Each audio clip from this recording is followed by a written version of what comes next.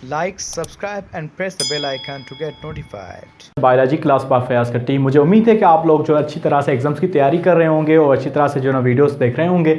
आपको प्रिपरेशन अच्छी हो रही होगी। मेरे चैनल से भी आपको कोई भी चैनल अच्छा लग रहा हो तो आप देख सकते हैं, आप अपनी तैयारी करें। देखिए, खुदा ने आपको एक नेमतों से नवाजा है बहुत, उनमें से जो मोबाइल है आपके पास नेमत है, उसको आप पॉजिटिव यूज़ कर रहे हैं, बहुत अच्छी बात है।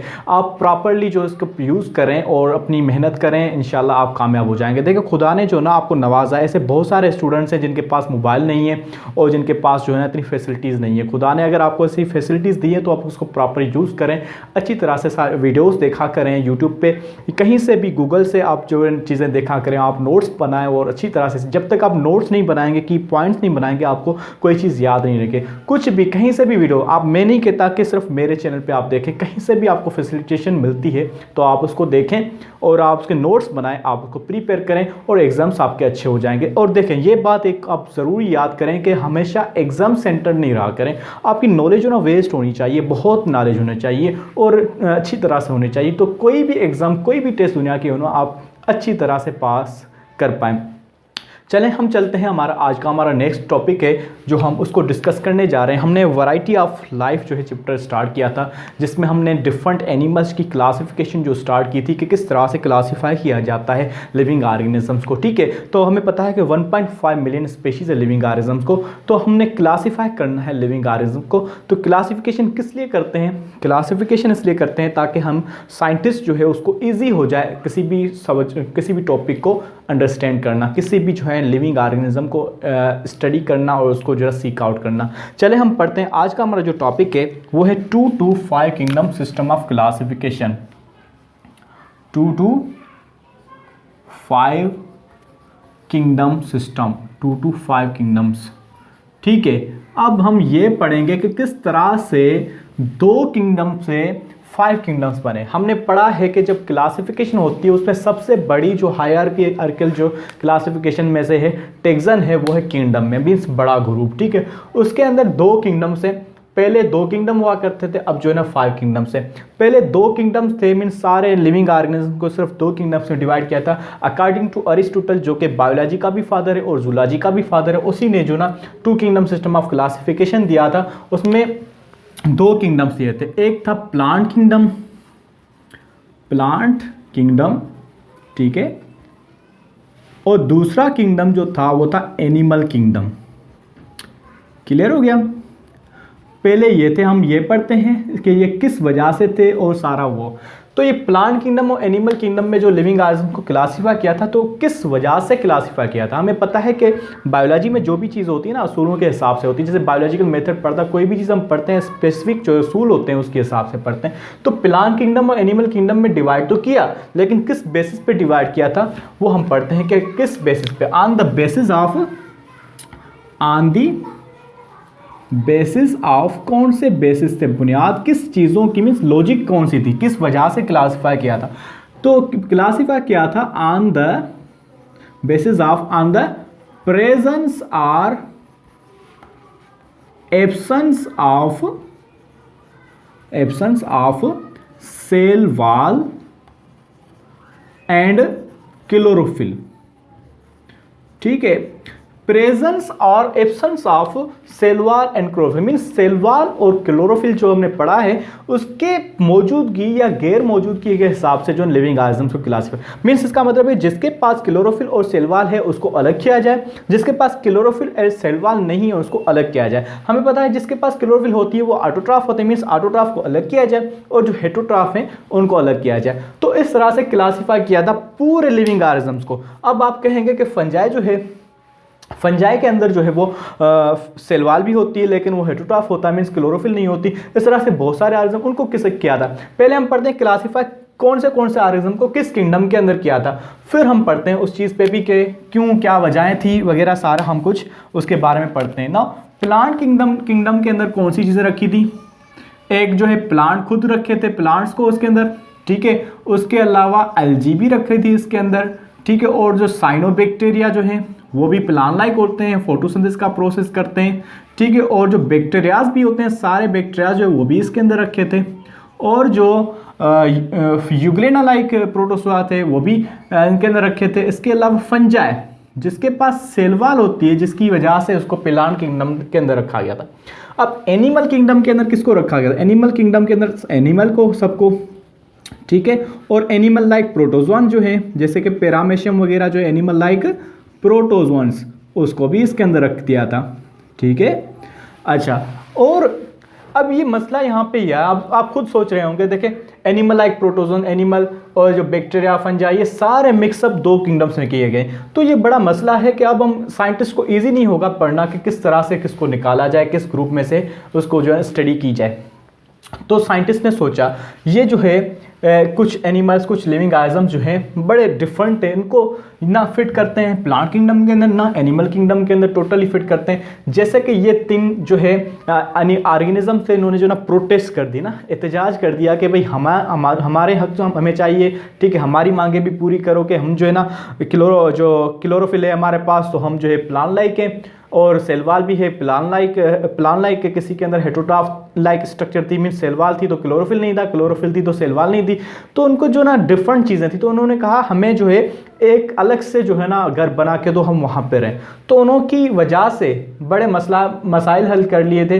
हल करने के लिए जो ना बहुत सारी टीम बैठी थी, उन्होंने साइंटिस्ट ने वो हल करने की कोशिश की। तो उन्होंने 5 किंगडम्स दिए। क्लियर हो गया ना? 5 किंगडम्स तो दिए, लेकिन उससे पहले ये वजूहात किन ऑर्गेनिज्म की बेस पे थी, किन ऑर्गेनिज्म जो ना मसला किया था। ये अक्सर के सवाल भी आता है कि कौन से 3 मेजर प्रॉब्लम्स है जिसकी वजह से 2 किंगडम से लेके 5 किंगडम में क्लासीफाई किया लिविंग ऑर्गेनिज्म को। चलें उनको भी पढ़ते हैं, कौन से एनिमल्स ने, लिविंग ऑर्गेनिज्म्स ने मसला किया था। एक तो था फंजाई का मसला, ठीक है। दूसरा जो मसला था वो यूग्लेना लाइक ऑर्गेनिजम्स के साथ इन्होंने मसला पैदा किया, ठीक है। तीसरा जो मसला पैदा किया वो था प्रोकैरियोट्स। ये these were the 3 problems due to which 5 kingdom system of classification was emerge. These are the problems, ये मसाइल थे, ठीक है। इन मसाइल को हल करने के लिए भाई जो है ना इनको क्लासीफाई किया डिफरेंट किंगडम्स के अंदर। फंजाई के साथ क्या मसला था? फंजाई ने कहा, देखो इसने कहा कि मेरे पास सेल वॉल है, ठीक है, I have cell wall, but इनके पास क्लोरोफिल नहीं होता। जब इसके पास सेल वॉल है तो ये किसका कैरेक्टर हुआ? प्लांट लाइक, ठीक है। और इनके पास क्लोरोफिल नहीं है तो ये किसका कैरेक्टर हुआ? एनिमल लाइक, क्योंकि एनिमल्स के अंदर क्लोरोफिल नहीं होती और हेटरोट्रॉफ होते, ठीक है। अब यूग्लेना का मसला क्या था? यूग्लेना ने भी अपना मसला बताया। इसने कहा, इसने टोटल उलट बताया इसका, फंजाई का। इसने कहा कि आई हैव क्लोरोफिल, इसके पास क्लोरोफिल मौजूद थी, ठीक है, और नो सेल वॉल, इसके पास सेल वॉल नहीं थी, ठीक है। तो उसने कहा कि मेरे पास जो है क्लोरोफिल है, ये किसका कैरेक्टर है? प्लांट लाइक कैरेक्टर है, ठीक है, और सेल वॉल जो है नहीं है, ठीक है, ये जो है कैरेक्टर जो है एनिमल लाइक है। अब मुझे जो है ना अलग से कहीं पे जो अलग से ग्रुप बना के दें। तो प्लांट और एनिमल बहुत कैरेक्टर्स मौजूद हैं इसके अंदर। उसके बाद प्रोकैरियोट्स का मसला ये था कि ये सारे prokaryotic means no true nucleus, के पास ट्रू न्यूक्लियस नहीं होता, मीन जेनेटिक मटेरियल जो होता है इनका वो बाउंडेड नहीं होता न्यूक्लियर मेम्ब्रेन से। तो इसका भी इशू आ गया। तो कैसे सोल्व किया जाए? ये 3 मसाइल थे, इनको सोल्व करने के लिए साइंटिस्ट की टीम बैठी, उन्होंने जो है ना बहुत सारी कोशिशें की। किसी ने ना 5 किंगडम्स क्लासिफिकेशन दी, 6 किंगडम क्लासिफिकेशन, 7 किंगडम, किसी ने 18 किंगडम्स दिए थे, किसी ने 20 किंगडम्स दिए थे। फिर एक साइंटिस्ट आया रॉबर्ट एच विटेकर, उसने जो ना हीरो की तरह एंट्री मारी, जैसे फिल्म में नहीं हीरो आते हैं तो स्पेशल कुछ करते हैं ना, तो उसने बताया कि मैं जो है ना आपको सोल्यूशन दूंगा और 5 किंगडम से क्लासीफाई करेंगे। तो उसने कहा कि ये तो ठीक है 5 किंगडम क्लासीफाई करेंगे, लेकिन आप किसी वजह तो बताएं। तो उसने बताया जो है ना प्रॉपरली जो तरीके से बताया वो सब जो है एग्री हो गए। तो उसने कौन सी वजूहात बताई और किस तरह से कौन से किंगडम से डिवाइड किए थे, चलो हम पढ़ते हैं। अगर आपने ये नोट कर लिया हो तो ठीक है, वरना आप स्क्रीनशॉट निकाल लें ताकि आपको नोट्स बनाने के लिए इजी हो जाए। आगे हम पढ़ते हैं। अच्छा बच्चों, आप लोग को अगर एमसीक्यूज जो है सोल्व करने में कोई प्रॉब्लम्स होती हो कि किस तरह से एमसीक्यूज, टाइम मैनेज नहीं होता तकरीबन स्टूडेंट्स का, टाइम को कैसे सोल्व करना है, मैनेज करना है किसी भी टेस्ट के अंदर, तो इस तरह से इसकी ये जो सवालात होते हैं एमसीक्यूज के हवाले से, इसके लिए मैंने अलग से वीडियो बना ली है, how to solve MCQs by Fayaz Katti. आप वो देख सकते हैं, आपको उससे बहुत सारा फ़ायदा मिलेगा। कोई भी टेस्ट हो, अब अगर कोई जॉब के आपके फ्रेंड्स हैं, कोई भी बहन भाई, कोई भी कज़न वगैरह, वो किसी जॉब के लिए दे रहे हैं, तो उसको भी आप सजेस्ट कर सकते हैं ताकि उनके लिए भी गाइडेंस मिलती जाएगी। ठीक है, नाउ हम पढ़ते हैं 5 किंगडम क्लासिफिकेशन। किसने दी? रॉबर्ट एच विटेकर ने जो है क्लासिफिकेशन दी। अच्छा, किस डेट में दी? वो जो बुक मुख्तलिफ बुक्स के अंदर मुख्तलिफ जो है इसकी जो है दी गई है डेट, तो आपके बुक के हिसाब से वो याद करेंगे कौन सी डेट थी। ठीक है, नाउ रॉबर्ट एच विटेकर जो है साइंटिस्ट ने 5 kingdom system of classification the. 5 kingdom में तो डिवाइड किया, लेकिन किस बेसिस पे? उसके बेसिस कौन से थे? इसके भी इसने जो बेसिस दिए थे वो 2 बेसिस थे। On the basis of there were also 2 basis. एक जो बेसिस था मूड ऑफ न्यूट्रिशन, कि भाई लिविंग ऑर्गेनिज्म को क्लासिफाई किया जाए, लेकिन उसकी जो बेसिस वो चेंज की जाए। वो पहले वाली जो बेसिस लॉजिक जो है वो हटाई जाए। दूसरी वो ये है कि मूड ऑफ न्यूट्रिशन एक ये होनी चाहिए, दूसरी जो है वो ये होना चाहिए लेवल्स ऑफ बायोलॉजिकल ऑर्गेनाइजेशन। के हमने पढ़ा है कि बायोलॉजिकल ऑर्गेनाइजेशन फर्स्ट चैप्टर के अंदर जो सारी वीडियोस उसकी इसमें पढ़ी हैं, आप देख सकते हैं। तो उसके अंदर बायोलॉजिकल ऑर्गेनाइजेशन मीन्स किस तरह का वो ऑर्गेनिज्म है, जो जिस लेवल का है उसको उसके साथ रखा जाए तो क्लासीफाई किया। जैसे कि यूनिसेलुलर ऑर्गेनिज्म में यूनिसेलुलर को अलग किया जाए, प्रोकैरियोटिक ऑर्गेनिज्म को अलग किया जाए, मल्टीसेलुलर ऑर्गेनिज्म को अलग किया जाए, इस तरह से क्लास। चलो, मोड ऑफ न्यूट्रिशन के अंदर भी इसने कौन सी कैटेगरीज बताई कि किस तरह से।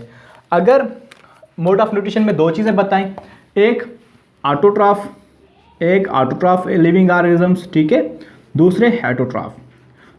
ठीक है, फिर हेटरोट्रॉफ के अंदर फिर 2 कंडीशंस बताई कि कुछ होते हैं इंगेस्टिव हेटरोट्रॉफ, ठीक है, इंगेस्टिव हेटरोट्रॉफ को अलग किया जाए, और जो एब्सॉर्प्टिव हेटरोट्रॉफ होते हैं उनको अलग किया जाए ना। What are ingestive heterotroph? Ingestive heterotroph वो होते हैं जो अपना खाना खाने डाइजेशन का प्रोसेस जो इंगेशन से स्टार्ट करते हैं। इंगेशन क्या है? अपने प्रॉपरली कोई चीज़ जो खाना वगैरह फूड को माउथ के ज़रिए जो ना उसको इंगल्फ करना, फिर उसको जो डाइजेस्ट करना। कुछ ऐसे होते हैं डाइजेस्ट किया हुआ खाना खाते हैं तो उसको एब्सॉर्प्टिव कहा जाता है, एब्सॉर्प्टिव हेटरोट्रॉफ। उसके बाद लेवल्स ऑफ बायोलॉजिकल ऑर्गेनाइजेशन में इसने कैटेगरीज बताई कि इधर जो लिविंग ऑर्गेनिज्म है जिसको हम क्लासीफाई कर रहे हैं कि वो प्रोकैरियोट है या यूकैरियोट है।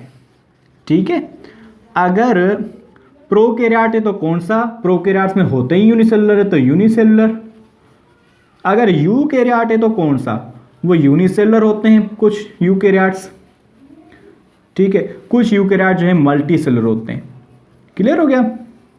तो मल्टी सेलुलर यूकैरियोट्स को अलग किया जाए, यूनिसेलुलर यूकैरियोट्स को अलग किया जाए, प्रोकैरियोट्स को टोटली अलग किया जाए। So these were the basis of the classification for any 5 kingdom system of classification. ठीक है, ये जो इसने दिया। चलो, अगर आपने ये नोट किया हो तो ठीक है, अगर नहीं किया तो स्क्रीनशॉट निकालें। हम फिर आगे मूव करते हैं कि इसने जो 5 किंगडम्स दिए थे वो कौन से दिए थे और उसके अंदर मोड ऑफ न्यूट्रिशन हर किस किंगडम के अंदर किस तरह से था। उसके अलावा नेक्स्ट लेक्चर के अंदर इंशाल्लाह हम पढ़ेंगे कि इनमें भी मसला आया था 5 किंगडम्स के अंदर भी, वो कौन सा मसला था, उसका सोल्यूशन जो है कैसे दिया गया था वो भी हम पढ़ेंगे। ठीक है, अगर आपने चैनल अभी तक सब्सक्राइब नहीं किया तो चैनल को सब्सक्राइब करके बेल आइकन को प्रेस कर लें, तो उसकी भी आपको नोटिफिकेशन मिलती जाएगी और दूसरे भी जो भी होंगी उसकी वीडियोज़ की नोटिफिकेशन मिलती जाएगी। नाउ अभी हमें क्या पढ़ना है? 5 किंगडम्स। ठीक है, 5 किंगडम्स हमें पढ़ने हैं। फर्स्ट किंगडम जो है वो किंगडम मोनेरा। ठीक है, दूसरा किंगडम जो था किंगडम प्रोटिस्टा। तीसरा जो किंगडम था वो किंगडम फंजाई। चौथा किंगडम था वो था किंगडम प्लांटी। ठीक है, पांचवा जो किंगडम था वो था किंगडम एनिमिलिया। क्लियर हो गया? नाउ किंगडम मोनेरा जो है उसके अंदर सारे वो ऑर्गेनिज्म रखे गए जो प्रोकैरियोट्स थे। क्या थे? प्रोकैरियोट मीन्स जिनके पास ट्रू न्यूक्लियस नहीं था। ये होगी लेवल्स ऑफ ऑर्गेनाइजेशन। अब न्यूट्रिशन कैसे लेते हैं? Various mode of nutrition means कोई जो है इसके अंदर जो है ऑटोट्रॉफ होते हैं, कोई हेटरोट्रॉफ होते हैं। ऑटोट्रॉफ के अंदर कोई जो है फोटोसिंथेटिक, कोई जो है केमोसिंथेटिक होते हैं। तो उसके अंदर एग्जांपल्स कौन से? बैक्टीरिया एंड साइनोबैक्टीरिया, वो इसके अंदर रखे गए। ठीक है, उसके बाद किंगडम प्रोटिस्टा पे आते हैं। किंगडम प्रोटिस्टा के अंदर सारे यूकैरियोट्स रखे। ठीक है, एक तो ये यूकैरियोट्स में से कौन सी क्लासिफिकेशन? यूनिसेलुलर, सारे यूनिसेलुलर यूकैरियोट्स इसके अंदर रखे। जैसे यूग्लेना हो गया, जो किसी से भी भले नहीं मिलते हो लेकिन सारे यूकैरियोट हो, उनको इसके अंदर, चाहे उसके अंदर प्रॉपर्टीज जो है प्लांट लाइक भी हो, एनिमल लाइक, जैसे यूग्लेना का मसला था वो भी इसके अंदर रखा गया। ठीक है, तो सारे ऑर्गेनिज्म यूनिसेलुलर और यूकैरियोट्स को उसके अंदर। अब न्यूट्रिशन की बात की जाए, न्यूट्रिशन की इसके अंदर भी डिफरेंट होती है, वेरियस मीन्स कोई किस तरह से खाता है कोई। इसके एग्जाम्पल्स कौन से हो गए? जो पैरामेशियम हो गया, पैरामेशियम, यूग्लेना, ठीक है, वॉलवॉक्स वगैरह। उसके बाद किंगडम फंजाई। किंगडम फंजाई के अंदर ऑर्गेनिज्म रखे थे वो कौन से? यूकैरियोट्स, क्योंकि प्रोकैरियोट्स का अलग से बन गया। इसके अंदर क्या होंगे? यूकैरियोट्स होंगे, लेकिन दूसरी कैटेगरी कौन सी आती है इसके अंदर? सब क्लासिफिकेशन मल्टी सेलुलर, सारे मल्टी सेलुलर रखे गए। अच्छा, इसके अंदर मोड ऑफ न्यूट्रिशन क्या है? ये हेटरोट्रॉफ होते हैं, क्योंकि इनके पास सेल वॉल नहीं होती। ठीक है, हेटरोट्रॉफ होते हैं। ठीक है, अब किंगडम, अच्छा हेटरोट्रॉफ में भी कौन सी कैटेगरी? एब्सॉर्प्ट हेटरोट्रॉफ। क्लियर हो गया? तो हम कैटेगराइज जो रॉबर्ट विटेकर ने दी थी उसी हिसाब से पढ़ रहे हैं। उसके बाद किंगडम प्लांटी। किंगडम प्लांटी के अंदर भी इसने क्या किया? यूकैरियोट्स को ही रखा। यूकैरियोट्स में से भी कौन से यूकैरियोट्स? Multi cellular. ठीक है, मल्टी सेलुलर यूकैरियोट्स को रखा। मल्टी सेलुलर में अब इसके अंदर मोड ऑफ न्यूट्रिशन कौन सा? मोड ऑफ न्यूट्रिशन इसके अंदर कौन सा? मोड ऑफ न्यूट्रिशन जो है ऑटोट्रॉफिक, ये खाना अपना खुद बनाते हैं। ठीक है, अब किंगडम एनिमिलिया की बात करें। किंगडम एनिमिलिया के अंदर भी सब कौन से? यूकैरियोट्स रखे गए। यूकैरियोट्स भी लेकिन कौन से? मल्टी सेलुलर रखे गए।